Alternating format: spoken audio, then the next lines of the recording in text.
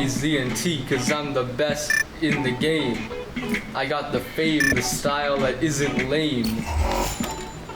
Hey, is there a cassette tape anywhere?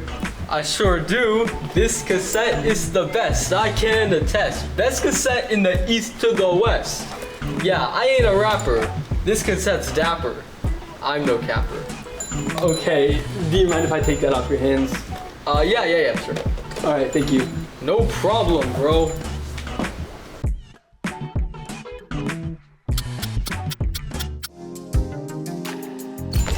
And this is this week's Closet Classics.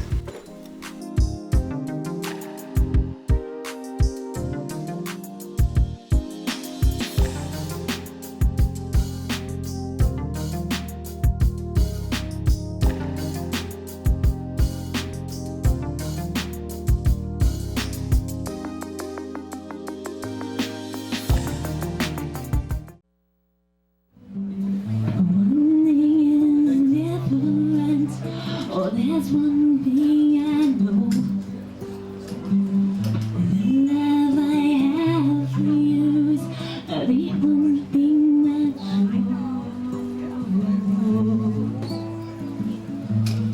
Yes, I do.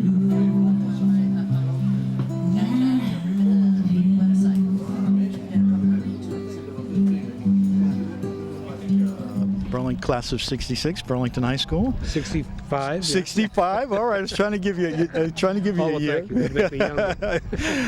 Wayne is the co-chairman of the Burlington Cultural Council and chairman of the Arts on the Common event, which we are here at the second annual Arts on the Common. Last year was a big success. Tell us about the development this year. How has it been received? Additional parties taking part? We've gone from 55 artists last year to 70 artists, including the musicians, and it's grown considerably. I mean, that was quite a jump from one year to the other. Right. And tell us about the musician aspect of it. Is that a new? We had Bob and Fran Tyler here last year, along with the South Asian dancers. And this year we've added 3 other singers. One of who's singing behind us right now. She's Linda Salima, and there's a couple of others whose name I'd need the program to find out. But yeah, we're really happy. It kind of mixes it up. It doesn't put so much pressure on one group, so they get to spread it out.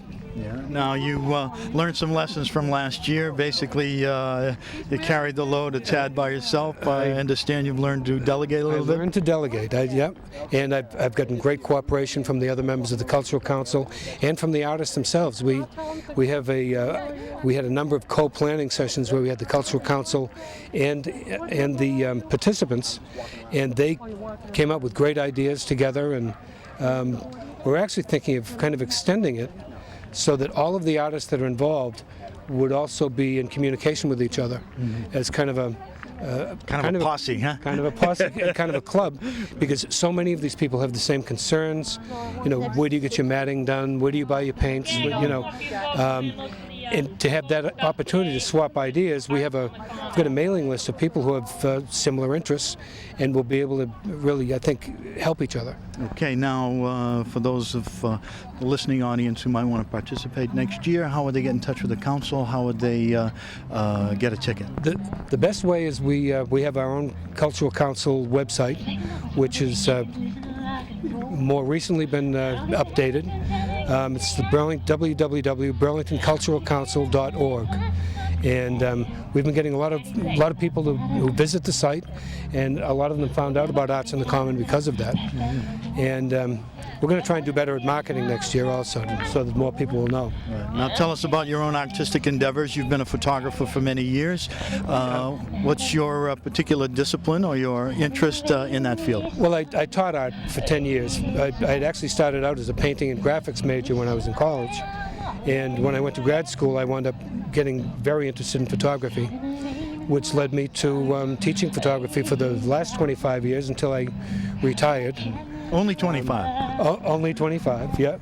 And so now I have a business called DocuGraph. It's a business where I do civil evidence photography for attorneys and insurance companies, maps and graphics for courtroom displays. Would that make you a forensic photographer now? Not quite like CSI, you know, they make a lot more money than I do. But what I also do now is, as a side, is I've taken some trips and I've gotten an opportunity to take photographs in a number of different places. And I'm starting to take the artistic area of photography much more seriously, the way I taught it. So I'm finally practicing what I preach. Great. Well, we're here with Wayne Little, co-chairman of the Burlington Cultural Council and chairman of Arts on the Common. And I'm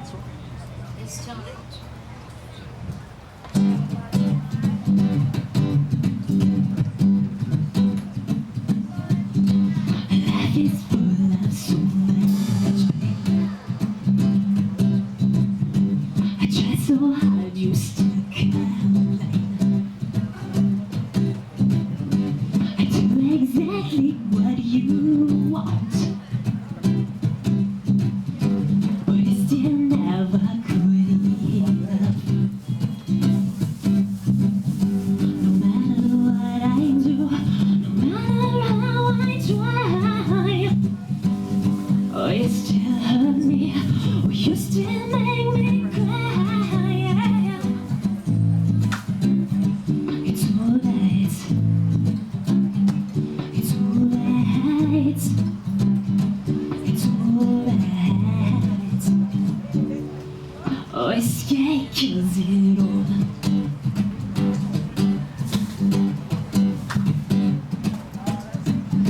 I sit around the house all day. You go down work so we get paid, and I get something done well, maybe. And if I want, I'll give it lazy. No matter what I do, no matter how I try, oh, you still hurt me, oh, you still make me cry. It's alright, it's alright, it's alright. Oh, escape kills it all.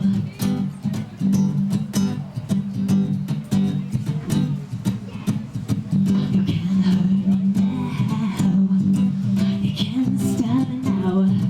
I've got my Tennessee whiskey, and I am in a Vienna circle.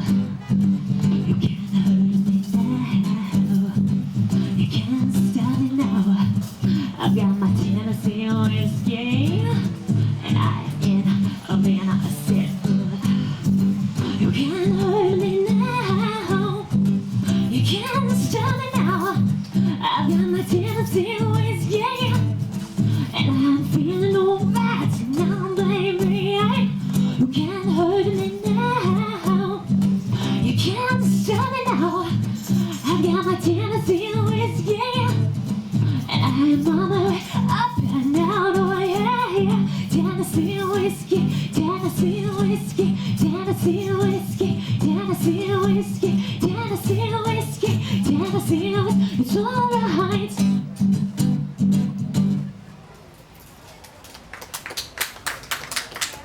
Thank you. I'm here with Linda Salima, who is part of the musical portion of Arts on the Common and the Cultural Council presentation here. And Linda's a singer-songwriter, guitar player. So let's start with your early influences. How did you decide that you'd get into entertainment? Well, I'd always played classical piano as a kid.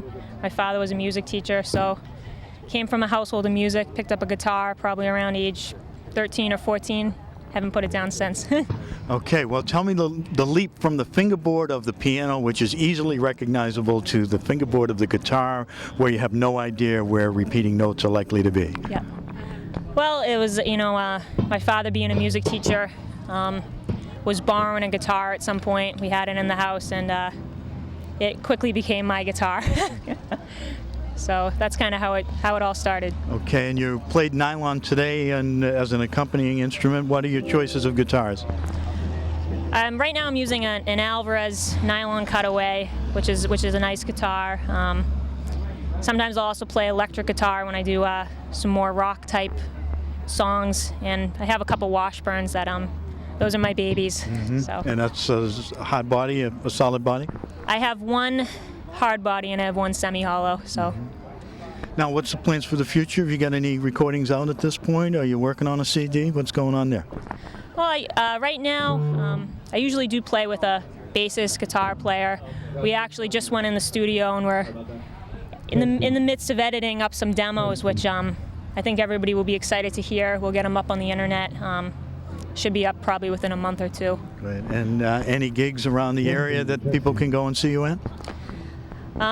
Well, we're going to be having some shows probably in the Cambridge area over the next few months. If you check out my website, there'll be some listings there. Okay, give us a plug. What's your website address? It is on MySpace. It's www.myspace.com/Linda Salima. Selima. Selima, yes. Great. Thank you very much, Linda Salima. Good luck. Thank you.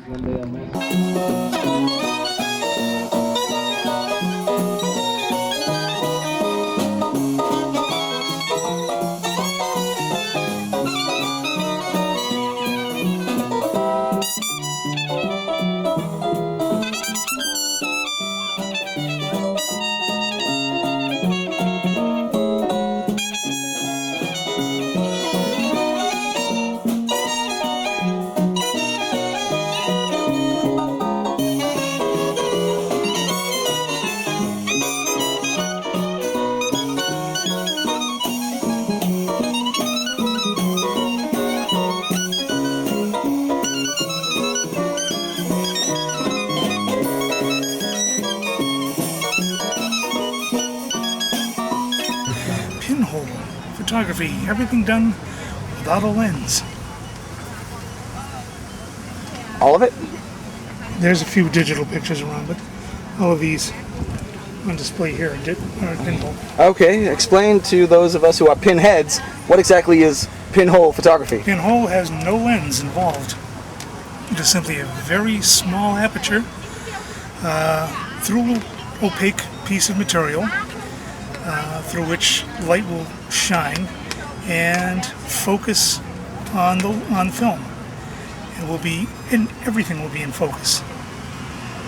Everything will be in focus. Everything will be not a sharp focus, but a very good focus. Is that the reason for doing pinhole photography, or? Yeah, it's gives a different effect. It gives a dreamlike effect to everything. This is Mike Lowe, and this creation is Mike Lowe's static electricity chair.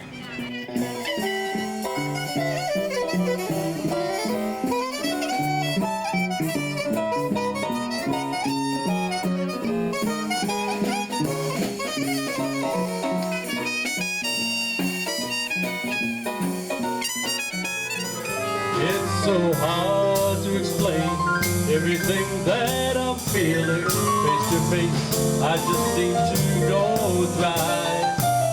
But I love you so much that the sound of your voice can get me high. Thanks for taking me on a one-way trip to the sun. And thanks for turning me into a someone. So I sing you to sleep after the loving, and I brush back the hair from your eyes. See the love on your face, it's so real that it makes me wanna cry. And I know that my song isn't saying anything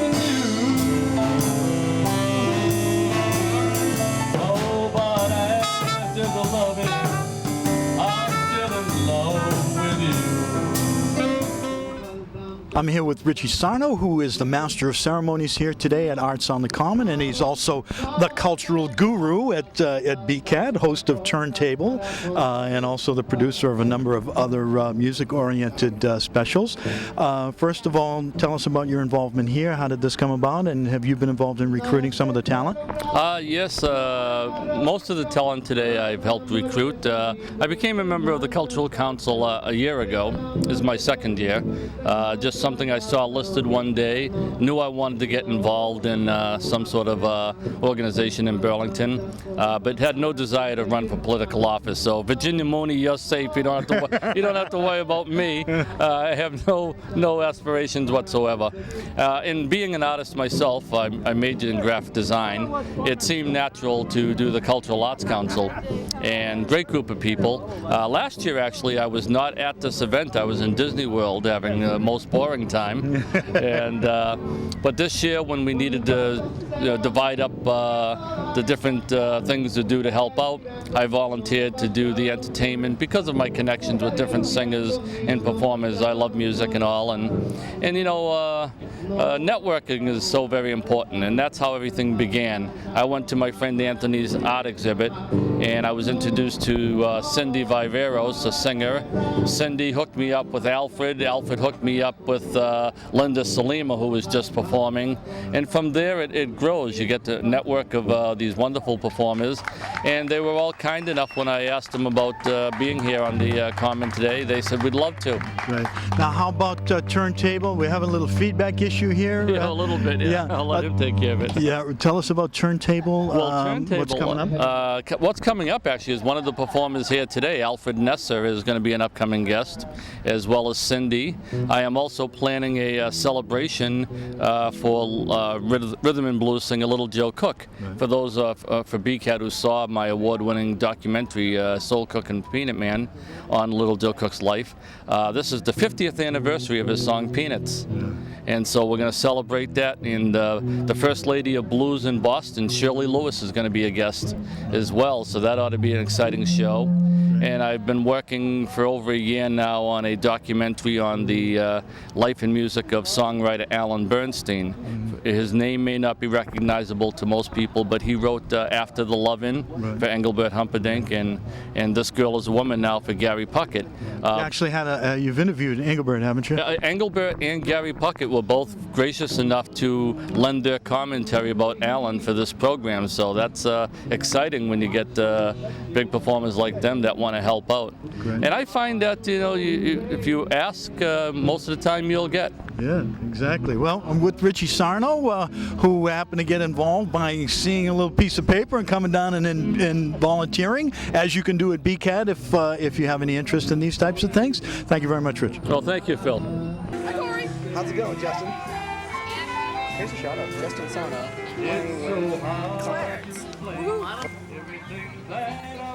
Alrighty. Hi. Arts on the Common 2.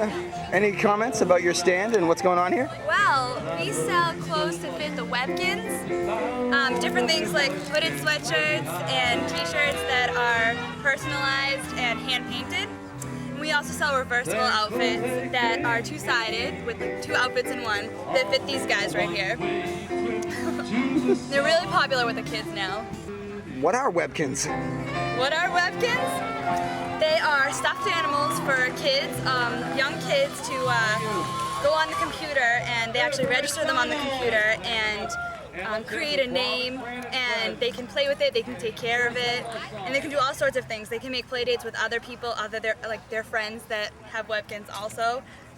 It's a really cool thing for young kids to be able to go access this through the computer and start learning early how to use the computer. Cool. Well, most of my pen and inks are done from trips that we take. My husband and I travel a lot, and I do some photographs on the spot and go home and draw them, and some I actually do right there and start the sketch and then finish it at home. Which is easier? Probably doing it at home, when there's not so much pressure to get it finished.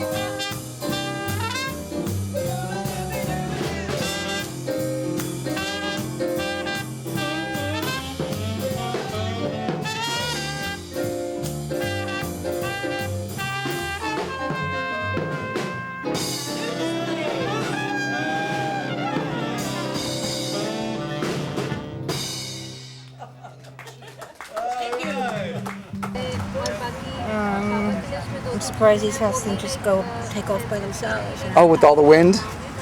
No, it's like, you know, they have sort of like 21st century explorer hats, so I'm surprised that they didn't just take off for the sun, you know. Here's a supernova right here. Oh, super. How long does it take to do each hat? It depends, you know, it depends on how much work I put into it. And here's your this one took a long time. This is a Chinese, see, it's a, can you see it? Yeah. See the Chinese charioteer? Uh-huh. It's like the Chinese cauldron. There's the horse. Oh, neat. So it's like the cauldron, but upside down, sort of. Yes, that's exactly right. But it's a continuous circle. And then this is sort of neon, so you don't get lost at night. So safety and art. Well, it's conceptual art, let's put it that way.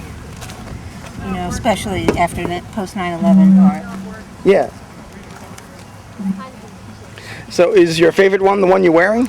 No.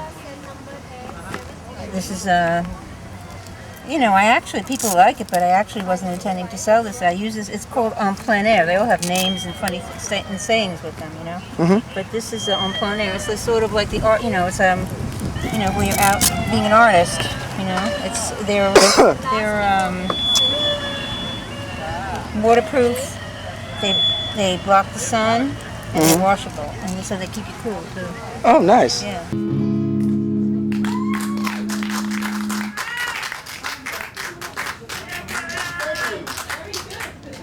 Thank you. All right. This is an original. Okay. Yeah, who wrote it? An original. The artist would be Brian Rossum. That's me.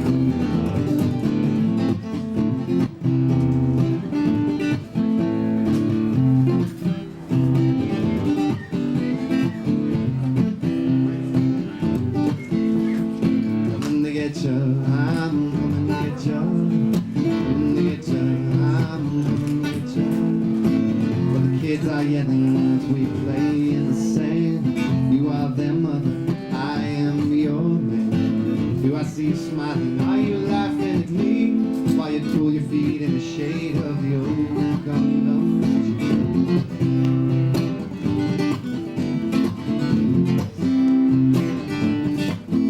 Well, there's smiles on their faces, but I see they're fading fast. When we brought lots of hot dogs, but the hot dogs didn't last.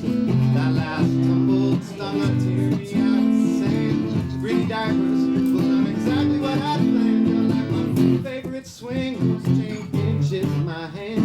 And I wonder if this seat breaks, how will I land? For the moment I'm weightless at the top of your heart. So I guess I'll keep swinging till it all dark. Till it goes dark, baby.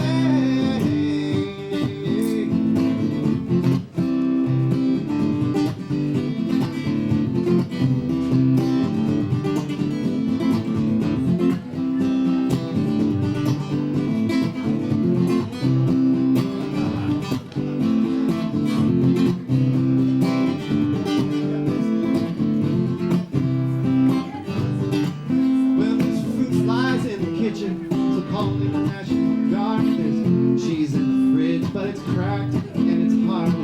We get a flat tire in the middle of the night. The thunder has passed and the stars are so bright.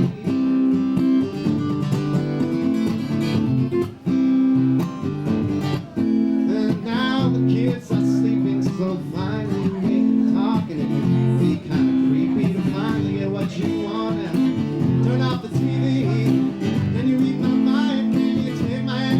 Promise me our love with longer time. Yeah. You're like my favorite swing, whose chain pinches my hand. And I wonder if this seat brings how will I land? For the moment I'm weightless at the top of your arm. So I guess I'll keep swinging till it all goes dark. Till it goes dark, baby.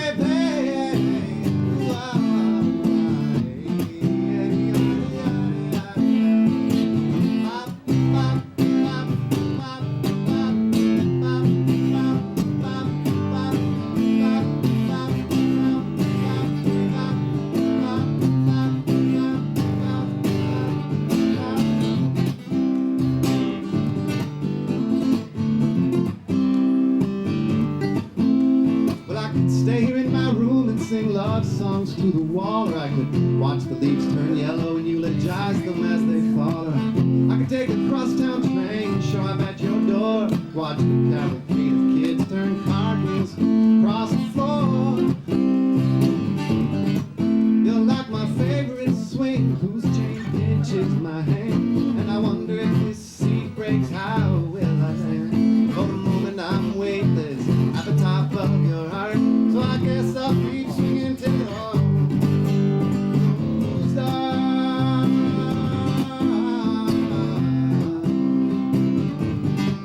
Yeah, we are all yelling as we pile into the van. You are the woman, I am the man. Yeah, we're smiling and we're laughing too. I might be crazy, but I'm crazy.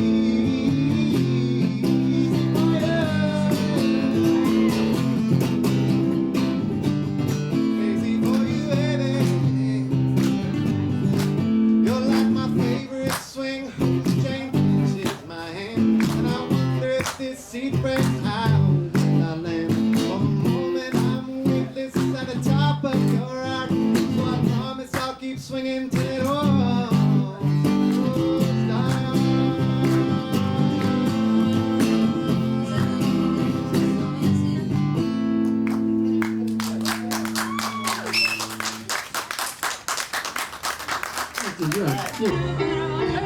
Hey there! We're shooting live from the Burlington Arts Fair, Arts on the Common. We're having a blast. We got Duke Ellington going on in the background. We got henna tattoos going on over here.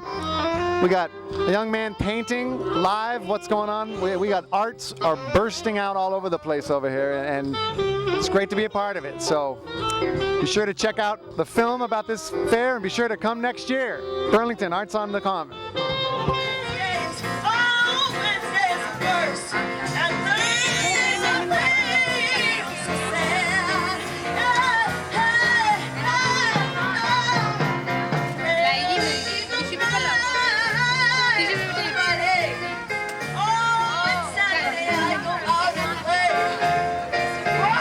Hi, I'm here with former Factathlon quizmaster and Burlington High School teacher Dave Luther, who, although he's retired from the Burlington system, is still teaching at the college level, and he's also an artist in the photography arena. And David, tell us about what's going on in your life at this point. How is your art progressing? Right. Well, art is going great. I just got back from Australia and New Zealand, which actually you don't have to go far away to take good pictures, but sometimes it helps. Okay, and I did some color in black and white there, and then I just brought a variety with me today because I got some local New England shots that anybody could do right around here, and then I've got some more that you have to travel for. Like kangaroos and volcanoes, for instance. Kangaroos and volcanoes and all kinds of animals that could kill you. And I see you made out okay on that. I made out okay. And Australia was great, and New Zealand was great too. And that New Zealand in particular is where we got. I got a number of shots of. Well, maybe I can show you some. Sure. I got some shots of volcanic areas, like right here. This would be in Roratura. Okay, let's. If we can, what we'll try and do is focus on the shots post-interview here. But tell us about this one. Roratura is one of the most volcanic areas on the North Island in New Zealand. And just this shot here, I took it because it looks like an abstract painting, only I didn't have to do an abstract painting. It just happens to be there. This is all bubbling mud. Kind of a colorful wasteland? Oh, a colorful wasteland. It looks like you're on another planet, except for the smell of sulfur. And there's geysers going off, and you aim at it, and you've got yourself an abstract painting in one shot. So landscapes are, is this an interest for you, or wildlife? I gotta say, every area of photography, you mention it, and all of a sudden I want to do it. Like landscapes are good. Like when it can be both a landscape and like a painting. Right. This is a kind of a bleak one on the surface, but a beautiful sky. And it looks like one of Georgia O'Keeffe's paintings. And so she did a painting very similar to this. And you're there, and you see the same kind of scene, and it's not unreal, it's real, you're there. Okay, tell us first of all, this next piece, what's the attraction of black and white for you? Oh, actually, I love black and white because even though those were colorful, black and white reduces everything to what's really in the scene. You know, sometimes you can have a color picture and you think it's okay. Change it to black and white, and all of a sudden you'll see the design that's inherent in the picture, because actually the color was distracting. So it's kind of like, you know, math, you know, when you go to finding the least common denominator in a problem, and that's going to help you with the answer. I find that black and white is like finding the least common denominator in a scene, and I really enjoy that. It simplifies. So what's the next exploration for you in the craft? I think right around here, I also teach up at Middlesex and Lowell, and I just went over to the old mills just the other day and took some mill shots as if it were back in time with black and white. Right. And I like that. And the trick to that is make sure nothing's modern in the picture, because that ruins the picture. So I think I've got some good black and white mill shots that maybe people that work there would see them, and it would look like I took it yesterday, 100 years ago. I took it yesterday, but it's like it was 100 years ago. Yeah. And then, of course, just being around Boston, that's just inside the Christian Science Mother Church in Boston, so you don't have to travel to New Zealand. Or there Kind of a clandestine photo, was it? Well, yeah, sometimes I don't ask permission. If I know the answer might be no. Great. And this is a very interesting piece. What is this? This is one that I find a lot of people wish they took this picture. They go to a local amusement park, and they're there at night, and they see these kinds of scenes, but they didn't bring their camera. And what was this, a delayed aperture? Or? It's a slow shutter speed, and it's on a tripod, but sometimes I don't like to carry the tripod. It's too bulky. So I just take the camera and I set it down on anything that could be a tripod. That's the secret of it, okay? And then I can get away with this very slow shutter speed, get the black background, and see the geometry that was really in there. Of the lights on the Yeah. Well, great. We've been here with Dave Luther, former quizmaster of the Factathlon program I on love BCAT. being a quizmaster. Thanks very much, Dave. Thank you. Well, as you can see, I have different products right here displayed, and the products that are displayed here, these are made with real flowers. These ones. These are all serving trays, and as you can see, these are all real flowers. And it's laminated and then it's made in the form of tray. You can use them as a regular wooden trays, use them on the wall. It's up to you. Same goes for these coasters. These are like miniature paintings. So use them as coasters or put them on the wall, couple of them. Then all other items are also there, like paintings. These are flexible. In fact, you can fold them, pen stands, and something that almost anyone can use. Again, the bookmarks. And the good thing is that they can go with almost any decoration. And let's see what we have here. Then here I have these coasters, paperweights, or decorative items. It's up to you how you wish to use them. You can put them on the stand. And another variation that comes in this is that those are made with real flowers. Oh. So these are the different ones, but those are coming. I'm making those. Yep. And then I have this all jewelry, which basically can go for any age, doesn't matter. This particular is for kids, but this is all artificial jewelry which we design and get it made. And as you can see, these are all like very detailed designs and which can go with almost any dresses, depending upon your style. And then and people are just calling in. And this is basically the preview of what's coming in Christmas. These are paper mache hand painted ornaments which I make here. And these are few of the gift baskets that I bought here just to let people know that this is what's coming in Christmas. and I also personalize them in the terms of like what you want to put along with the ornaments. Like some people want to, let's say, put some jewelry with that, you know, or maybe something for the kids. I see. So, How long have you been doing this? That's a good question. It's 3-4 years now. Hi, I'm with Burlington artist, a watercolorist, actually Donna Chadwick. That is your specialty at this point, is watercolors? Yeah, it's definitely the medium that I've painted in the most. And you have lately, I've been doing some oils and acrylics and other things. Okay, and how did you select that as your area of interest? It intrigued me. I really like the way you can make watercolor flow together and you can get different kinds of textures, just floating the pigment differently on the paper. So Okay, now bring me up to speed. I always thought that watercolor was one of the more difficult areas to specialize in because you got to get the paper wet and the colors run together and you got to be quick. Tell me how I'm wrong. Well, it's not that you're wrong. It's just that there's a lot of myths around about watercolor painting. That, you know, that it's very difficult, that you have to get it right the first time.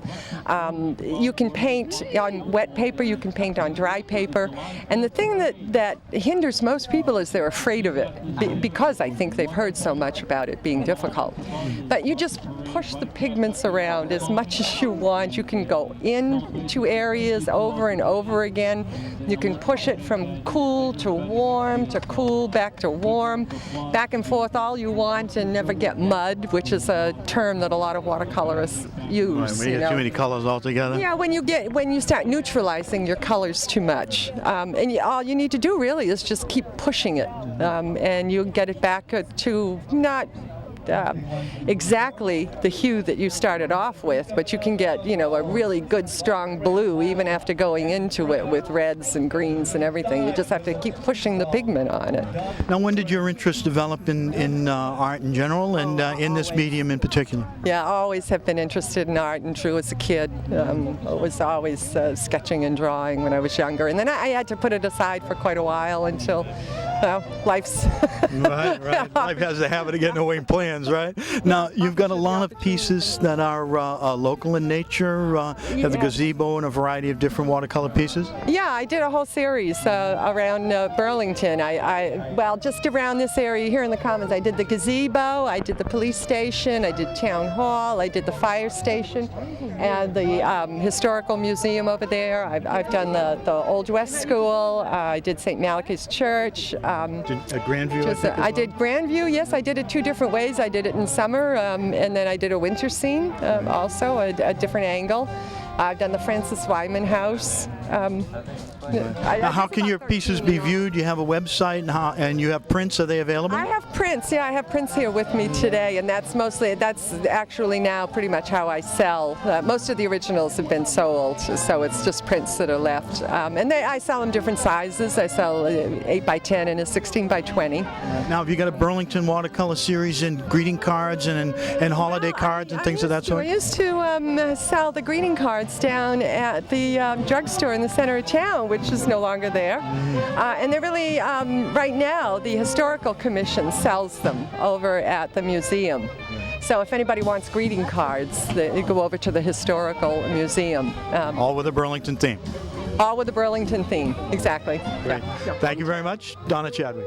But it's always wonderful to be here because you meet so many nice neighbors and friends you don't see as rarely. And these are all books that you've written? Yes, those are all books I've written so far. The latest one is this one, Sea Monsters. And the others I've written over, say, maybe the last 8 years. Which one's the first one? The very first one is not here because that was a squeaky book. But the very first regular one like this was actually this one, Armadillos. That's 1999. And it's been busy ever since. Actually, I wrote about the fire truck and the dump truck, and those have sold out, so I don't have any of those right now. Those are popular. The porcupine one looks interesting. On yeah, actually, not a lot of books are written about porcupines. It's a prickly subject. Right. They're great. They're great, though. They're very fascinating little guys. You have to do skunks sometime. Yeah, there's a lot of them I haven't done yet, but it's fun. Are these your wreaths? You're Erin, okay. I heard the name and I didn't see who you were talking to. So, tell me about your artwork, Erin. Well, these are wreaths that I made, and these are beads that I also made. You iron them, put them on a little pegboard, and then you iron them. Which one's more difficult? Out of the wreaths and this? Yep. I would say this, because they sort of fall off. How long does it take to make? These made about half hour. What got you started? When did you decide, hey, I'm gonna make wreaths? I don't know. My mom came up with the idea.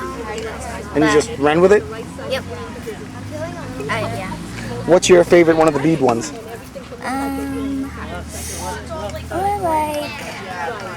I like this one. It's a Pop-Tart. Oh, cool. You don't usually see art made of Pop-Tarts. Yeah. That's Pop-Tart art. Yep. Well, thank you very much. Thank you.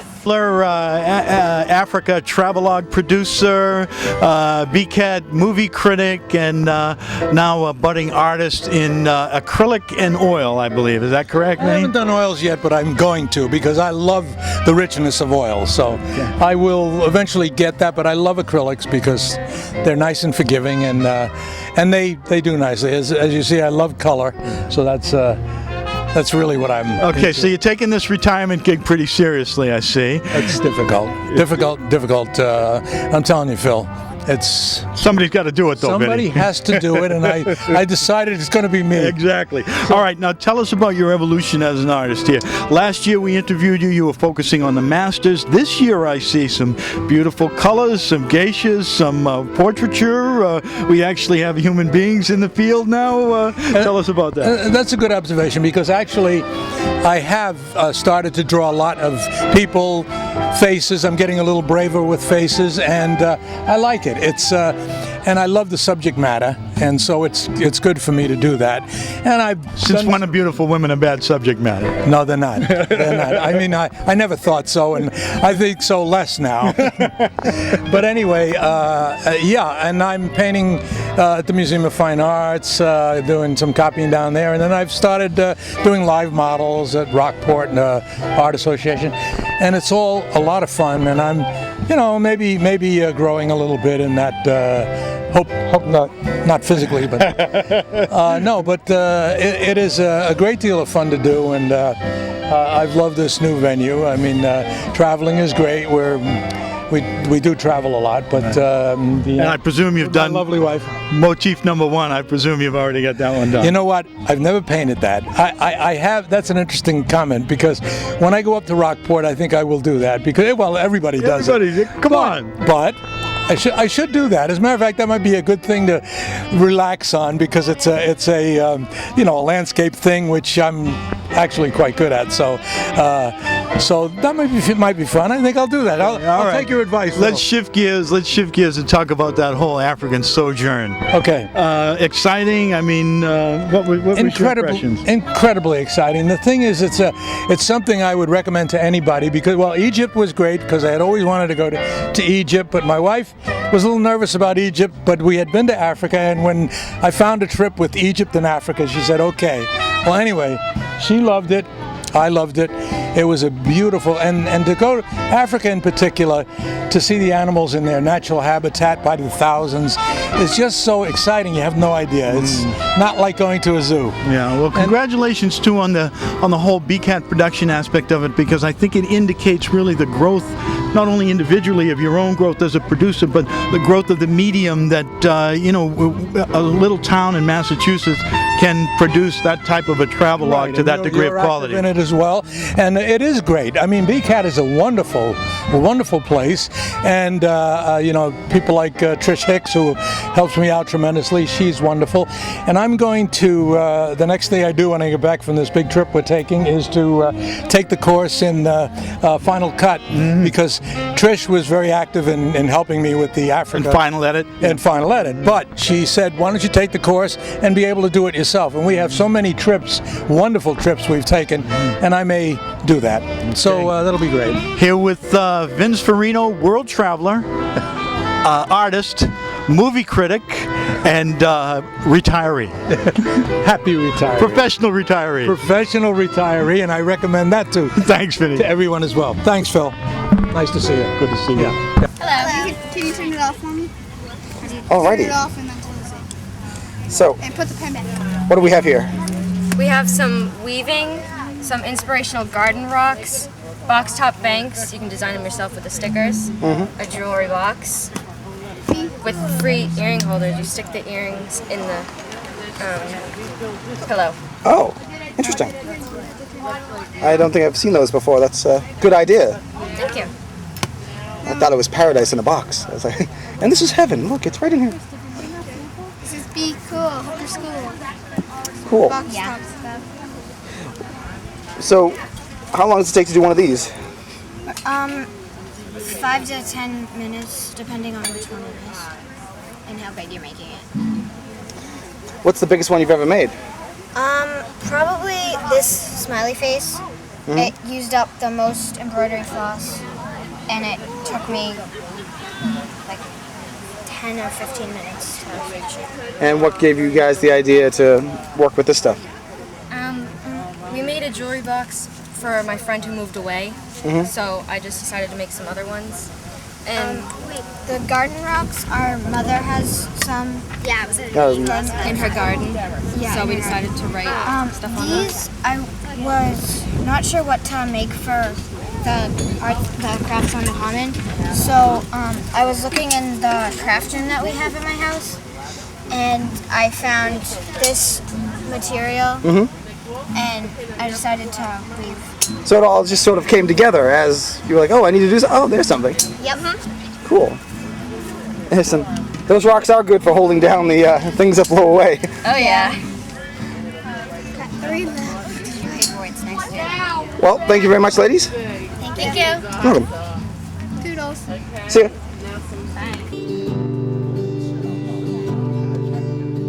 What this dying world could use is a willing man of God who dares to go against the grain and work without applause. A man who raised the shield of faith, protecting what is pure with a love that is tough and gentle.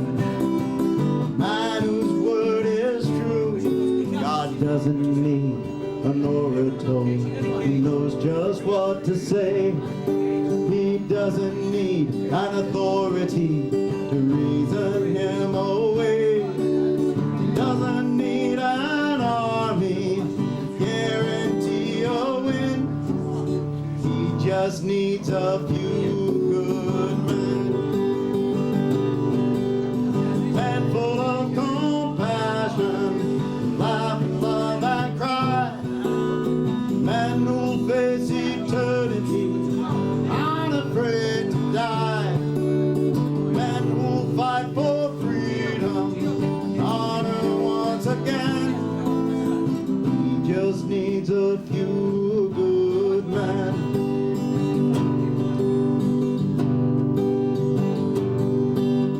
Calls a broken derelict whose life has been renewed.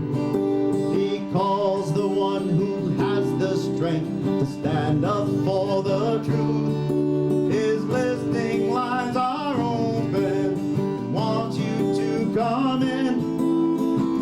He just needs a few good men. Men full of compassion, laugh and love and cry. Men who'll face eternity, unafraid to die. Men who'll fight for freedom, honor once again. He just needs a few good men.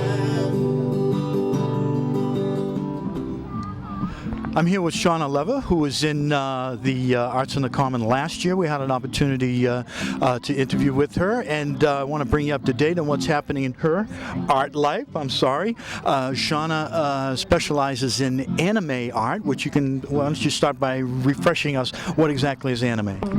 Anime is a Japanese form of cartooning. It was actually originally based on Walt Disney's early cartoons, and then the Japanese just kind of took it from there.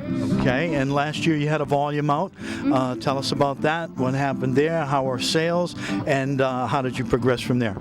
Well, last year I released volume 1 of my original manga series, Celestial Condemnation, and this year I have volume 2 out. And a lot of people over the past couple months, conventions that I've been at, have liked volume 1 and have come back to get volume 2. So I'm really happy that I have a small fan base now. Right. And how did you line up a publisher? I actually didn't get a publisher myself. I'm self-published, so I go through the printer and I set up the whole publishing process. I set up the book and I give it to the publisher, the printer, and then market it myself and distribute it myself. So you do a run, say a couple, 300-400 copies, and then you distribute them. You have a website? I do have a website. It's shaunart.net. So SHAUNART.net. Okay, and you're a senior this year, so tell us, how are you going to expand on your craft? What are your plans for further education? I plan on going to art school next year, or the year after next year, and I think that the anime has really lent itself to my traditional artwork, and the traditional art has made my anime better, and so I plan to kind of combine the two and become an illustrator. So your portfolio consists more than of the cartoon art? Yes, absolutely. Most of my portfolio is the more conventional artwork and drawings and paintings, and then this is just kind of to supplement it. Okay, and you're doing some commission work. What is that, portraiture, or what type of work are you doing on a commission basis? I do a lot of illustrations for commissions, and I've designed several logos and CD covers and inserts, and I've actually done 2 murals. Wonderful. Okay, well, very good. Have a great senior year, and good luck in your selection. Who's leading the pack for your college selection? I don't know. Right now, Hartford School of Art looks pretty good, and RISD looks good. Wonderful. Good luck. Thank you. Thank you.